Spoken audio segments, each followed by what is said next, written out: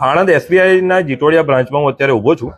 મારા પેરેન્ટ્સની અહીંયા પોલિસી ચાલતી હતી આરોગ્ય પ્લસ નામથી, જેનું એક પેમ્પલેટ જ્યારે 2 વર્ષ પહેલા મારા પેરેન્ટ્સને ડાયવર્ટ કરવામાં આવ્યા.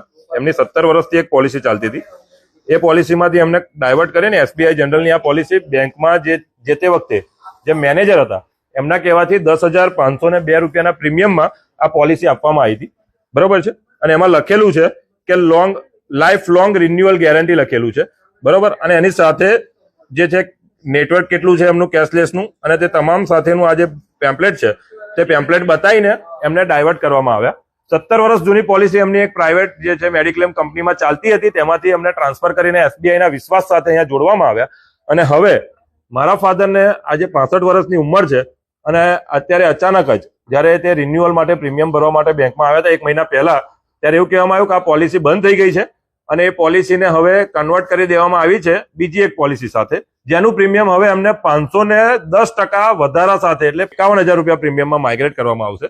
અને આ સાહેબ છે અહીંયા આગળ એસબીઆઈ જનરલના, બરોબર, તેમને અમે કહીએ છીએ તો એમના કહેવા પ્રમાણે હવે આ જે સ્થિતિ છે આમાં કંપની જોડે વાત કરવાની એવું કહે છે. એટલે હવે જો એસબીઆઈ જનરલ નામની કોઈ કંપની જો ફિઝિકલી કોઈ જગ્યાએ ઊભી હોય, કોઈ વ્યક્તિ હોય કે એસબીઆઈ જનરલ છું હું અને મારી જોડે આવીને તમે વાત કરો એવું કોઈ હોય તો મારી જોડે આવવા માટે એક રિક્વેસ્ટ છે.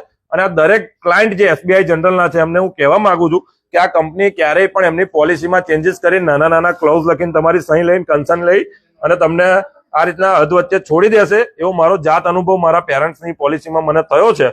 તો હું તમને એક રિક્વેસ્ટ કરું છું કે જો આ રીતની પરિસ્થિતિ તમારી હોય તો તમે પણ અવાજ ઉઠાવજો, બોલજો, કારણ કે આ તે છેતરી રહ્યા છે એવું મને લાગી રહ્યું છે. અને આમાં કમેન્ટ કરજો તમે 100%. જો આપ આ પોલિસી યુઝર હો, એસબીઆઈ પ્લસ નામની જે પોલિસી હતી આ લોકોની કાયદેસર તેમના કહેવા પ્રમાણે મારી જોડે ટેલિફોનિક રેકોર્ડ છે, એમની જોડે વાત થયેલી છે, એવું કહે છે કે આમાં કંપનીને ખોટ જતી હતી આરોગ્ય પ્લસ નામની સ્કીમમાં, એટલે એ સ્કીમ એમણે બંધ કરી દીધી છે અને હવે તમારે 50,000 રૂપિયા ભરી અને નવી સ્કીમ લેવી પડશે એવું એ સાહેબનું કહેવું છે.